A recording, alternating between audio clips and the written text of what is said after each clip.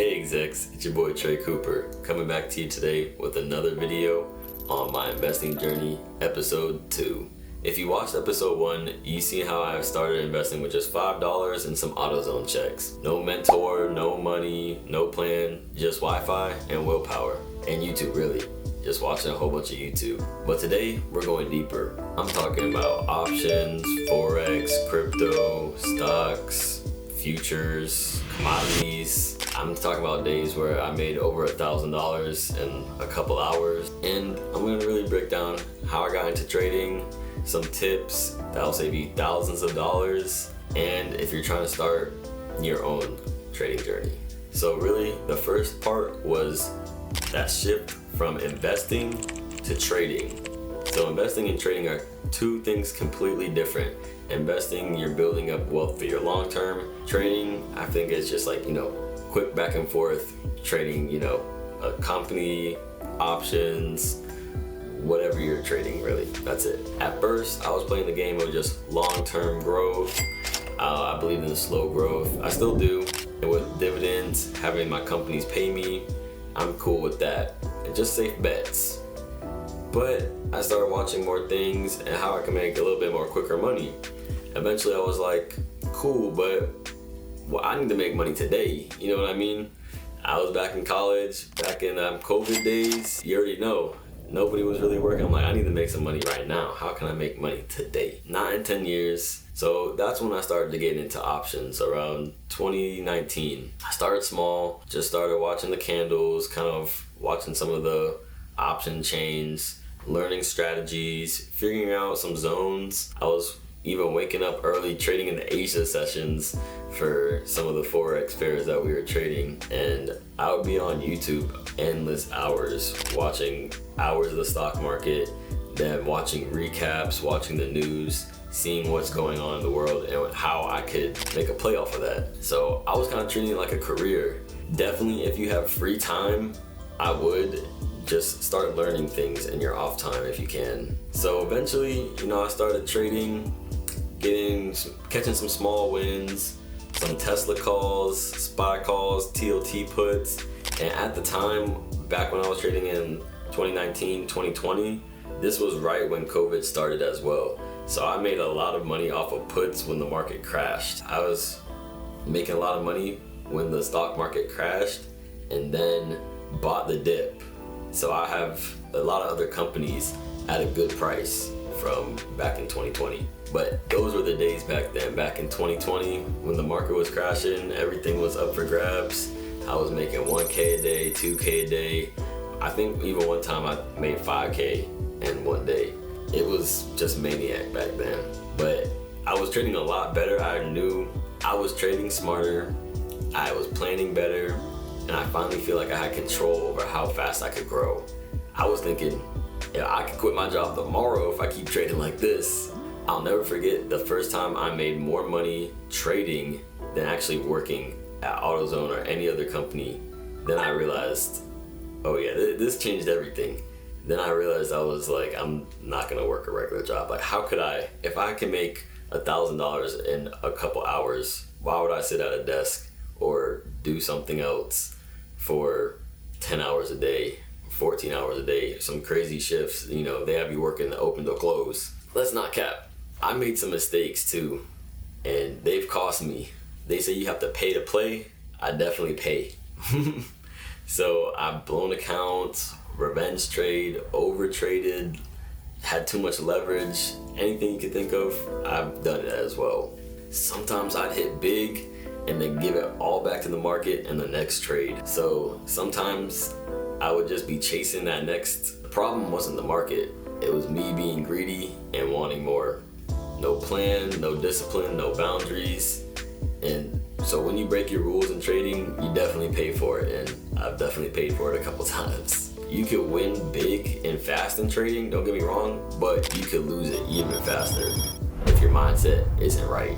So here are 5 things that I wish I knew when I started out trading. So if you're just starting out or thinking about getting into trading, here are 5 tips that would have saved me thousands of dollars. Tip 1, start with a demo account. So don't be in a rush to use real money.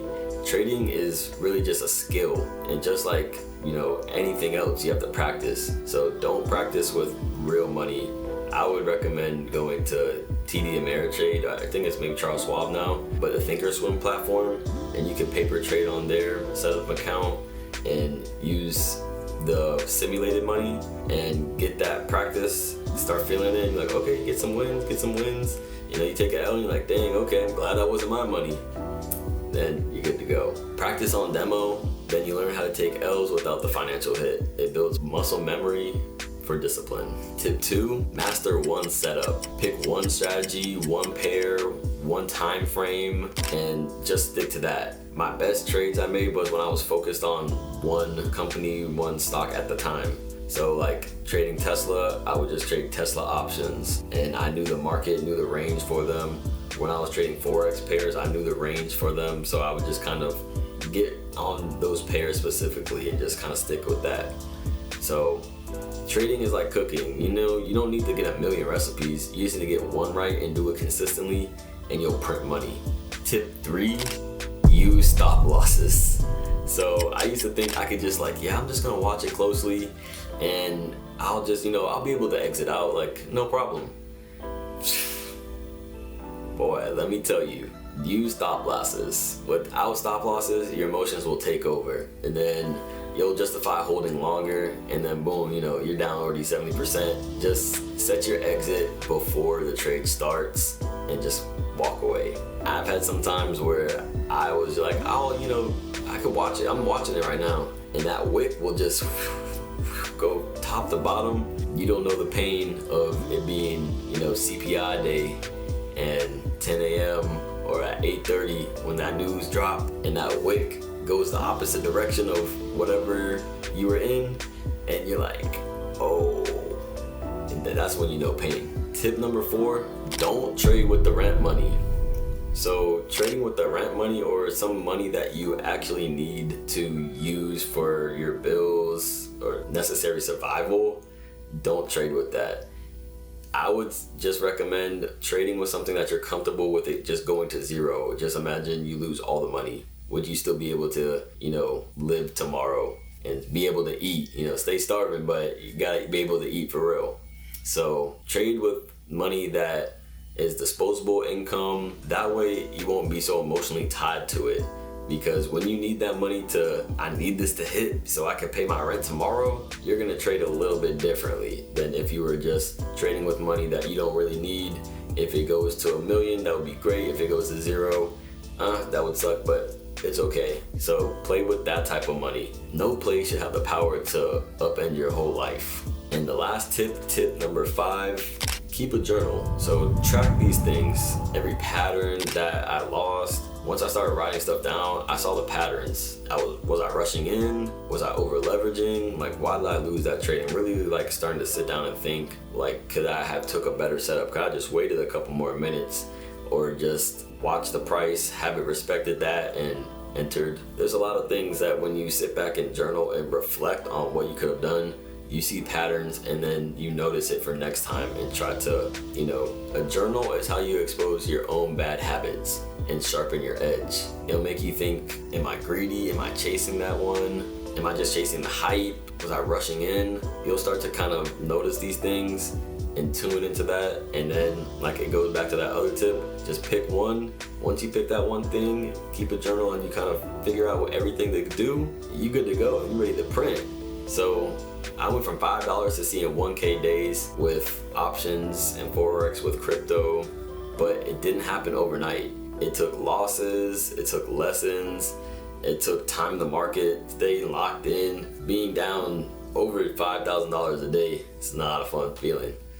Everybody wants to have those up 10K days, up 50K days, but you gotta think about it on the opposite side too. So imagine you up 10K, but then the next day you could be down, 5K, that's 50%.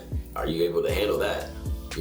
This isn't a flex or anything, it's a roadmap. I want people to learn from my mistakes, things that I did, and how to get better so they can have the best trading career or whatever they think, have the best trading career and make the most money that they can. So in continuing with this next series, episode 3 is gonna be special. I'm gonna break down the things, how I build wealth in my 20s if I was starting today. So not just trading, but credit, some side income, investing, and setting up your 5-year plan. So if you're on this journey with me, drop an emoji in the comment section just to let me know that you're rocking with me. Something like some fire, some money signs, some dollars. Just let me know you're rocking. Like this video and make sure you subscribe. We're not just watching success, we're building it every day, piece by piece, brick by brick. So you already know the motto: stay locked in, stay invested, and stay starving.